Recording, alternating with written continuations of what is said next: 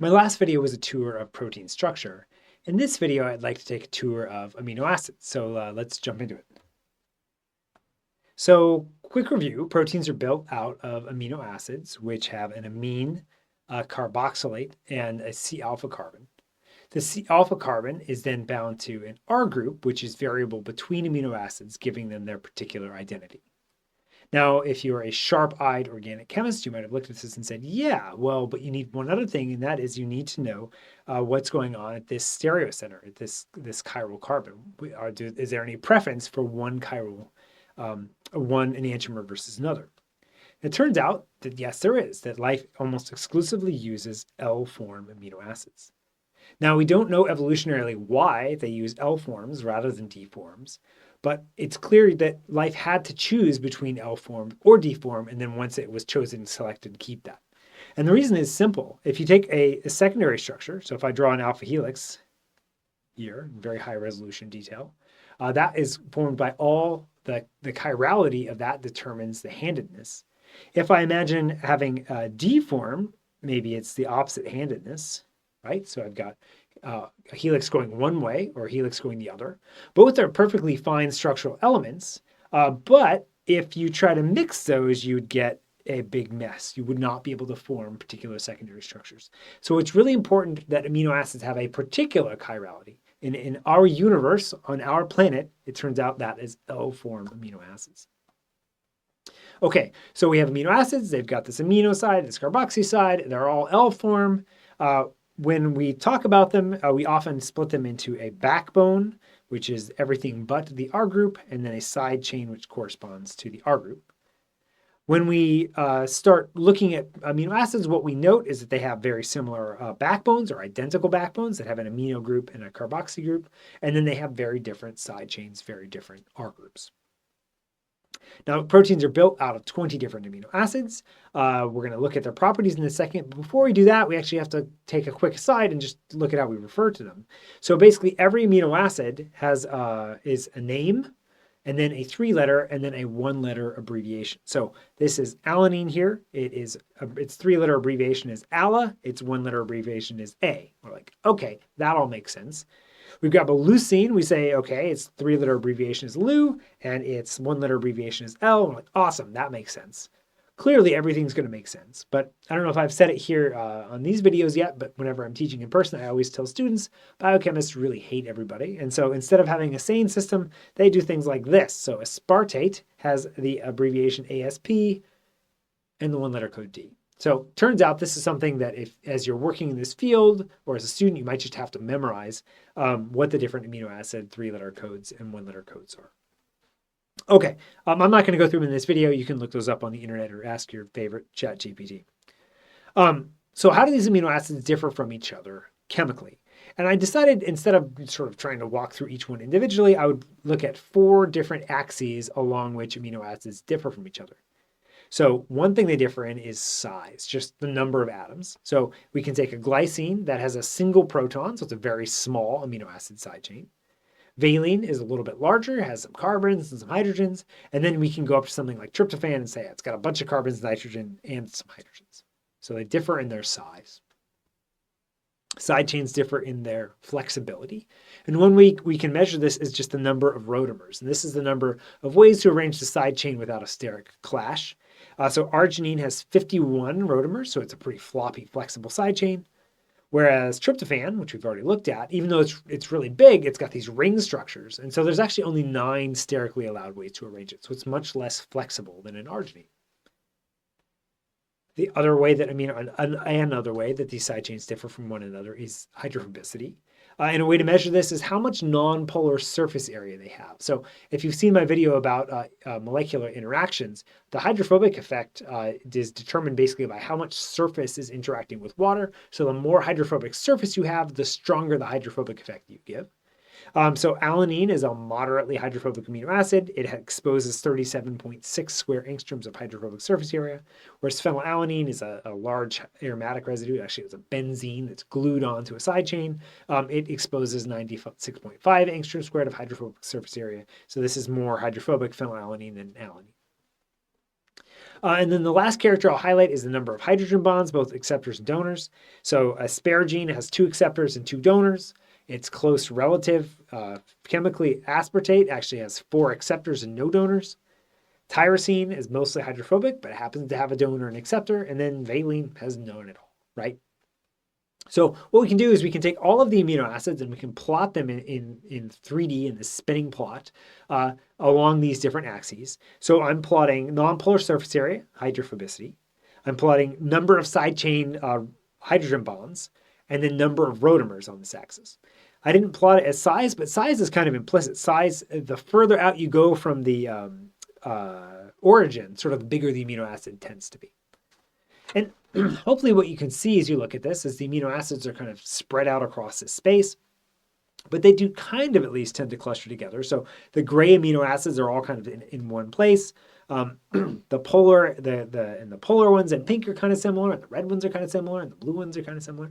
So this allows us to get a rough structural and physiochemical classification of all of the amino acids. So what this allows us to do by thinking about these categories is break the amino acids into several broad categories. One category are the hydrophobic amino acids. So this ranges from alanine up to tryptophan. So the amino acids are alanine, valine, leucine, isoleucine, methionine, phenylalanine, tyrosine, and tryptophan. They range in hydrophobicity from mildly hydrophobic to extremely hydrophobic over here. In general, these tend to like to interact with each other, right? There's a favorable interaction, bringing 2 sort of carbony things together. And they tend to avoid interacting with water, right? They have a repulsive effect on water. In other words, the hydrophobic effect, they'd rather interact with other greasy molecules than interacting with water. The next class are the hydrophilic amino acids, which are really usefully broken into 3 categories. We've got the negatively charged amino acids, meaning that at physiological pH, they are deprotonated and negative. These include aspartate and glutamate. There's a block of uncharged polar amino acids, serine, threonine, asparagine, and glutamine. And then we have a group that tend to be positively charged at physiological pH, lysine and arginine. Histidine actually kind of lurks at the border. Sometimes it's neutral, sometimes it's positively charged, so it could sometimes be a polar, sometimes be positively charged. These tend to interact favorably with each other, but in complementary fashion. And what I mean by that is an aspartate, negatively charged, will very happily interact with a lysine, positively charged. That's a complementary interaction.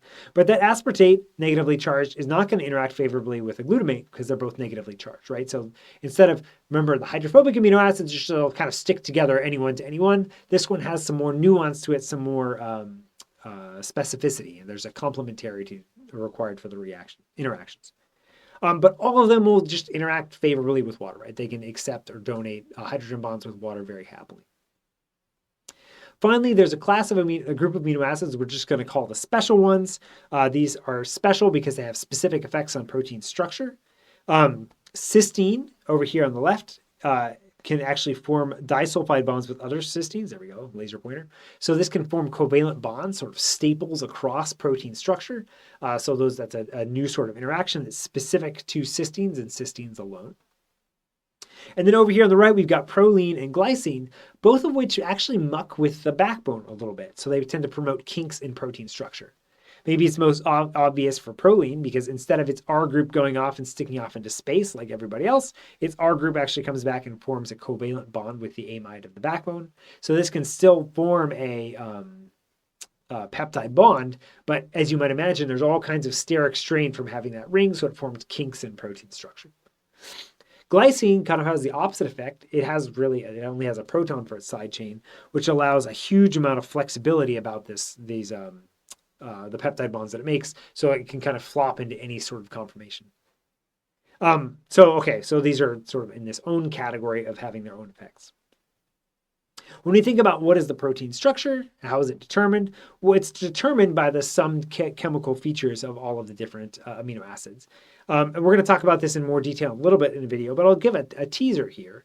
And we're going to look at a protein structure. This is staph nuclease. We actually saw it in the last video. And what I'm going to do is highlight the side chains of the amino acids and color them based on whether they're hydrophobic, hydrophilic, or special.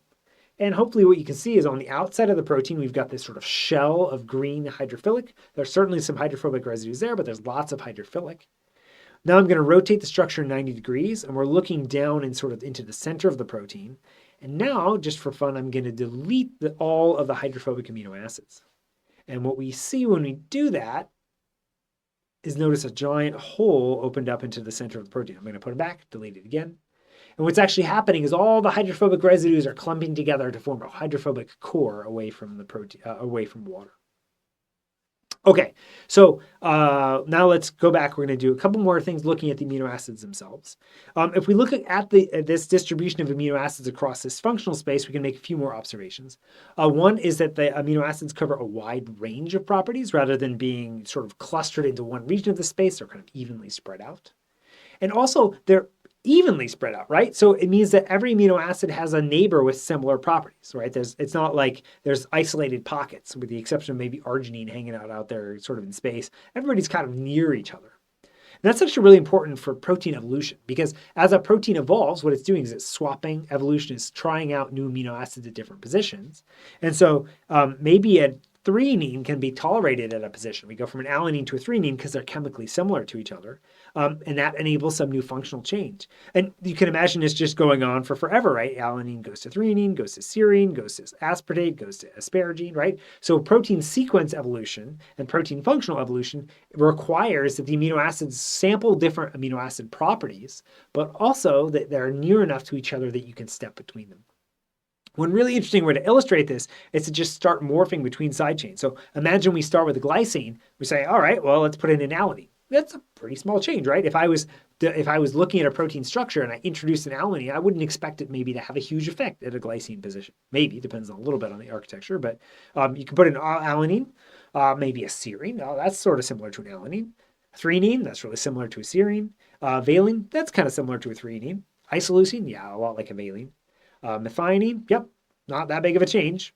Lysine, well, we added some charge, but the overall size is pretty much the same.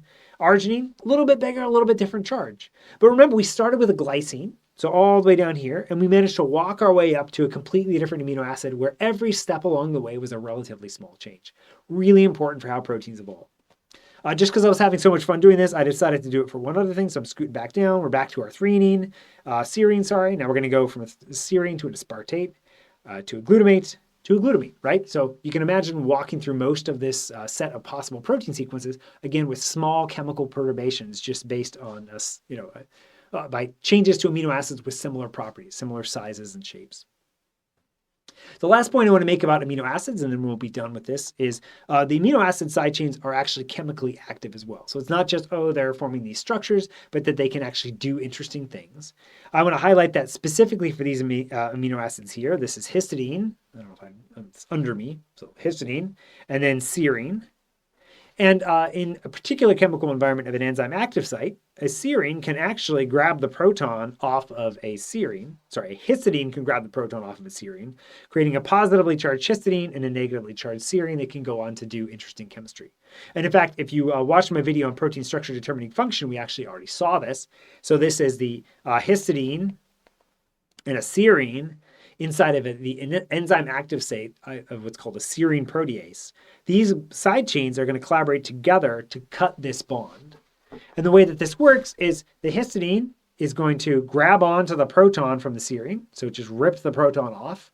That makes this serine negatively charged and the histidine positively charged. That negatively charged histidine can then do a nucleophilic attack on this carbonyl, which then moves a charge up here. So we're basically going to move the negative charge up onto that carbonyl. So now we've created a negatively charged tetrahedral intermediate. That tetrahedral intermediate forms hydrogen bonding interactions here, right? So we've got hydrogen bond interaction over here. But notice our histidine, with its positively charged proton that it made, can now form a hydrogen bond with the serine that's part of this interesting intermediate. As the system resolves, it's going to resolve here and break this bond, ultimately resulting in breaking this peptide bond. And the details there aren't, again, we're going to talk about serine proteases in a later video in some detail. But for the moment, the idea here is just, well, look, these amino acid side chains, this histidine and this serine, are actually doing interesting chemistry. They're not just sitting there acting as structural elements in the protein. Okay, so we're basically done with our tour of amino acids here. I'll quickly summarize. We said proteins, they use 20 different amino acids. These differ in size, flexibility, hydrophobicity, hydrogen bonding. Protein structure is ultimately determined by the collaboration between these different amino acids and their chemistry. When we think about protein evolution, we're actually thinking about amino acids swapping out, and it's cool because different amino acids, each amino acid has neighbors with similar but slightly different chemistry. And then finally, side chains aren't just these boring things that sit there and are part of structure, but they can actually do interesting chemistry. Okay, so that's what I have on protein or amino acid sequences or amino acid features, I guess. From here, we're going to go talk about the nature of the peptide bond, and then ultimately we're going to get into what determines protein fold. So I look forward to talking about those things, and I will talk to you later.